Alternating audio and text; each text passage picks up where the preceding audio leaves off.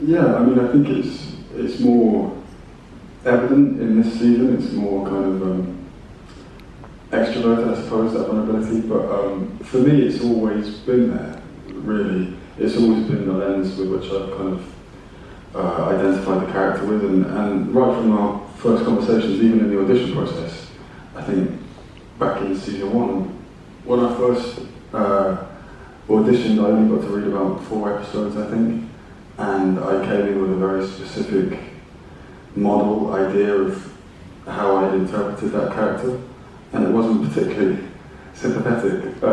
He seemed like a bit of a douche, really, and I played him kind of appropriately. And I remember the guy saying to me early doors, "Nah, he's a nice guy. He's a nice guy." And I was like, "Where is the evidence?" Because he was just, a bit of a jack-o'-lad and kind of charismatic and friendly to an extent, but sort of gregarious and unpredictable. But through conversations with the boys, and like Marisa said, one of the great privileges of long-running television and having the opportunity to be a part of that is there's a kind of a synergy and a kind of intersectionality that happens between you and your character, and you gradually merge closer and the lines become blurred, and I think we've all experienced that to some extent. And once I understood the assignment in that sense, it was always my aim for season 1. In every scene I had this kind of inner objective to be like, how can I make his heart visible in this scene, in any scene, every scene, if possible.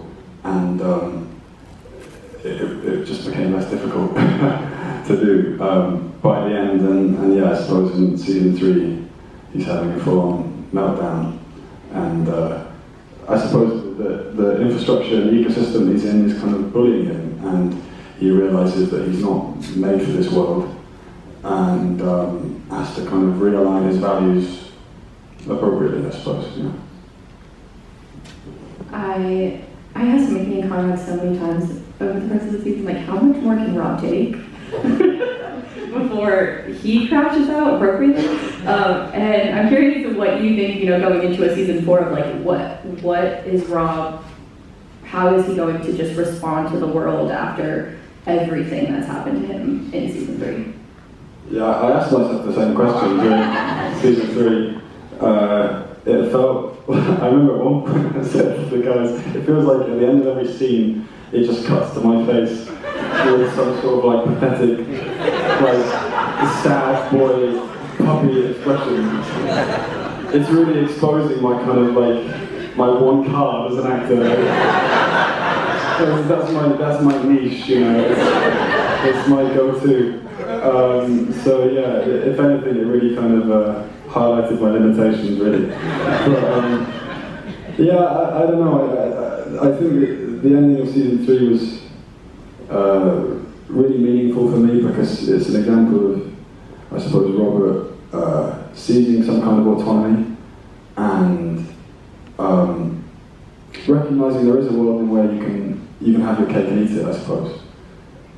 He's not entirely renouncing capitalism, but he's searching for a way in which he can kind of cooperate with it on his own terms and find a way of working that is bespoke to him and actually lends itself to what he's good at, what he was always good at, if there is anything. I think many people have questioned why he's even how he's even ended up here.